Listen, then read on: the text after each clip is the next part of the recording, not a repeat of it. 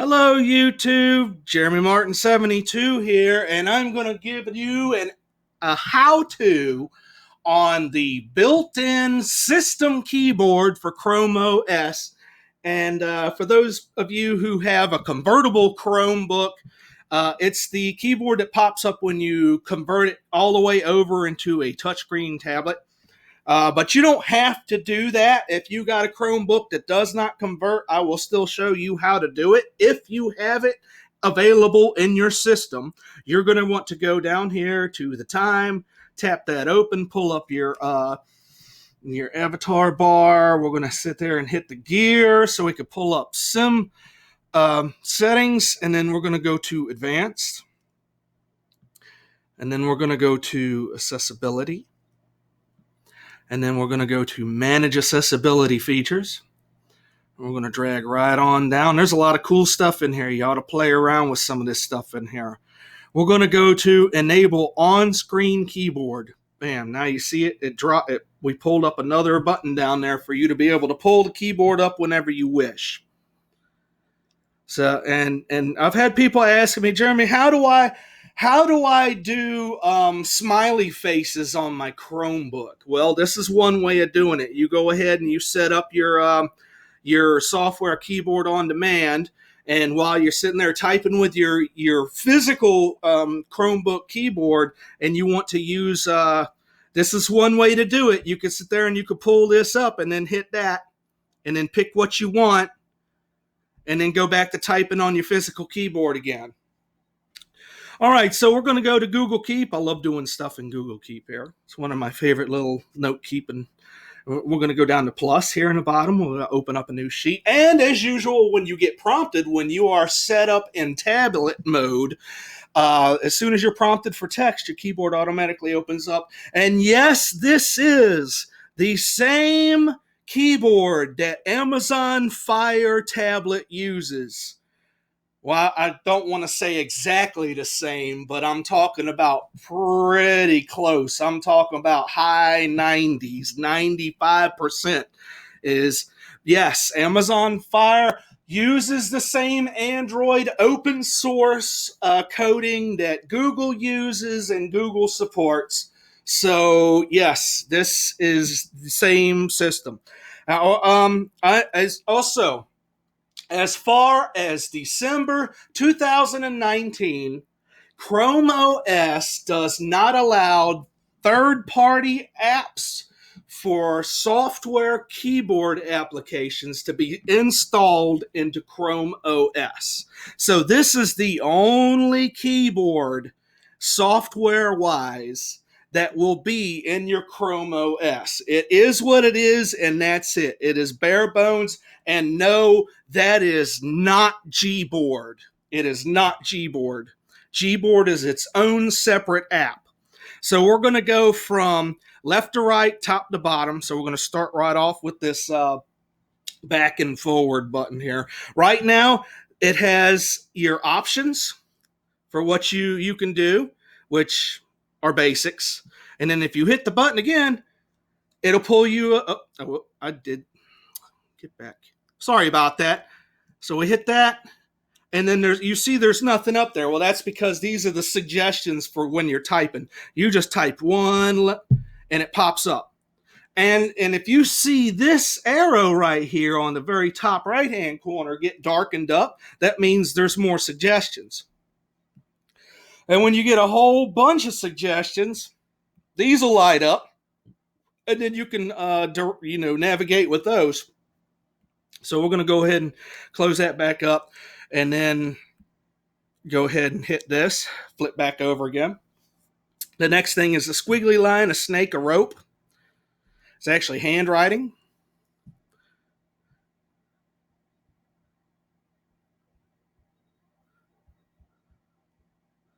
Hello, YouTube. All right. So, and then while you're doing that, say that you're good with writing letters, but you suck at writing numbers. You're going to go down here and hit 1, 2, 3, and it switches right on over to your numbers.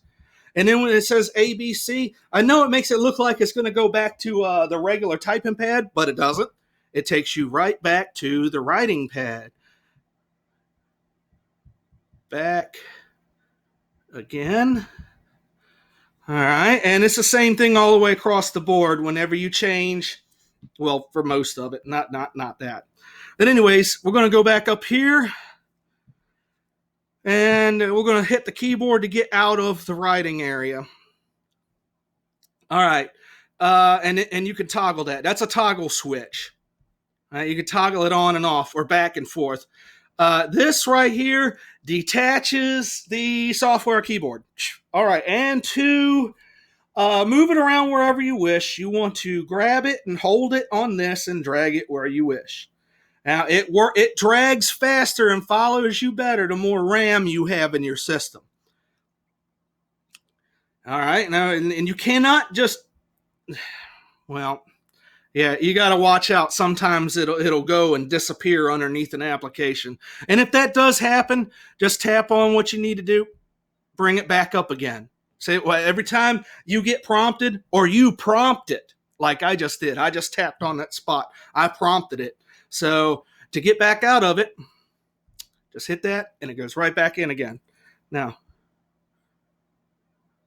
all right, and I just long held the X button, right? And if you want to just tap it, if you just tap it one at a time, you're just going to take away one, whatever it is that's next going back. And if there's nothing but a space, it'll delete that as well. But if you long press this, it'll go word for word for word. All right, gear symbol. We're going to go into settings. This is the only settings for the software keyboard for Chrome OS.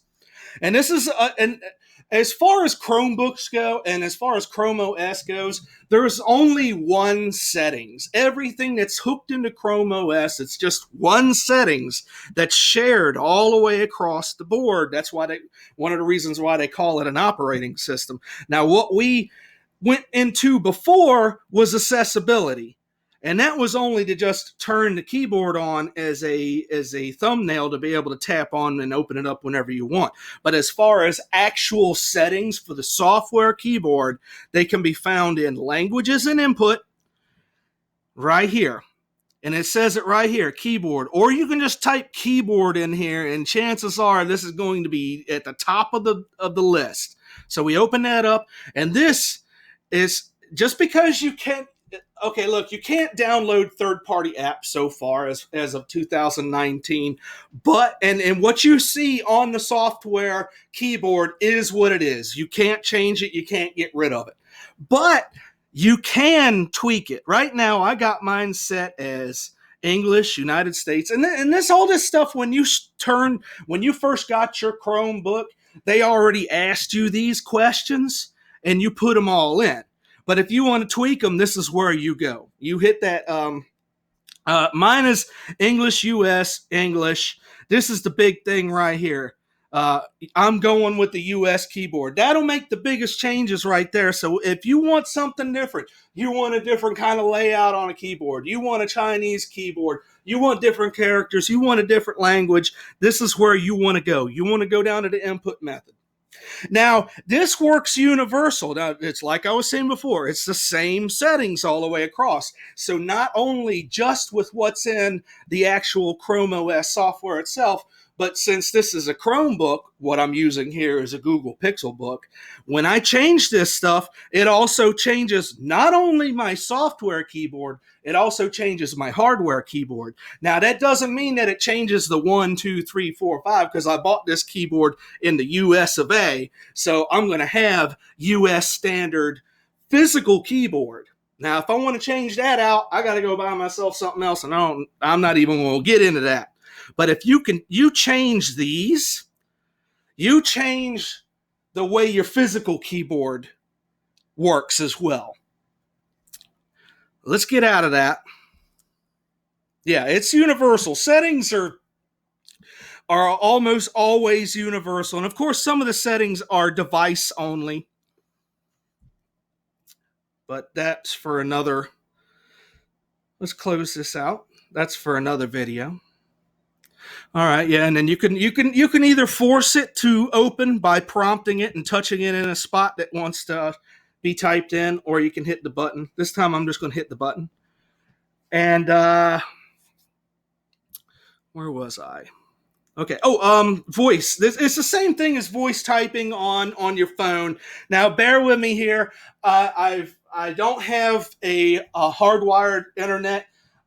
So I've been so busy producing how-to videos and coding and stuff like that that I finally burnt out my modem. So I've got a better, higher speed modem in the mail as I'm speaking.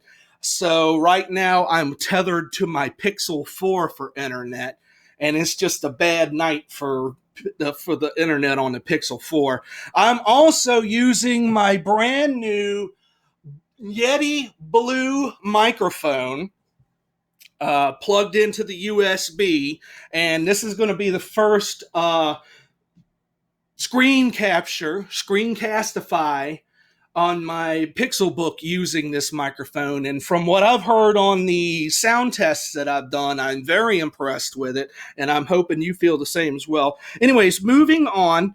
Yes, it's exactly what you're used to it. It's the same thing. It only works when you're online, and it also is more fast with the more RAM you have. So if you have less RAM, like 2 gigs, it's not very responsive.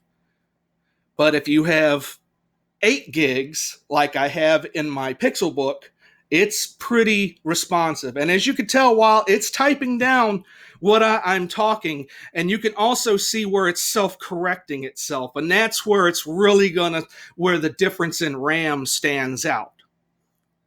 And now this is a nice system here. The Pixel 4 XL, their talk to text is just outstanding, and you don't have to be online for it. But that's for another video.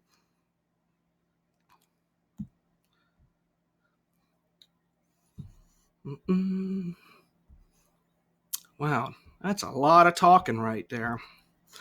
All right. So I'm just going to long press this sucker.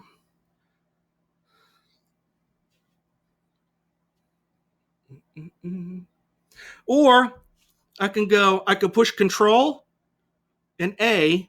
Okay, it's just, and this is where the differences are between the Amazon operating the system keyboard, and the ChromeOS system keyboard. It still has the function keys on this one. You got the Control keys and the Alt keys. So if you want to highlight everything, it's Control A. You want to copy it, it's Control C, right? And I just highlighted it. So, and it's just like the physical keyboard. You just go ahead and hit delete, and it all goes away. And yes, unlike the physical board on my Pixelbook, you have a caps lock on this one, so you can unleash the fury.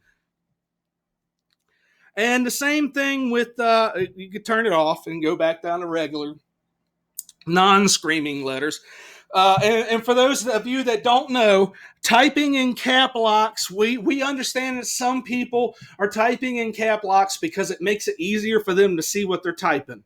But what you really need to do is go into settings and change your font sizes. Because a lot of people online, myself included, consider all caps like this. You're stupid.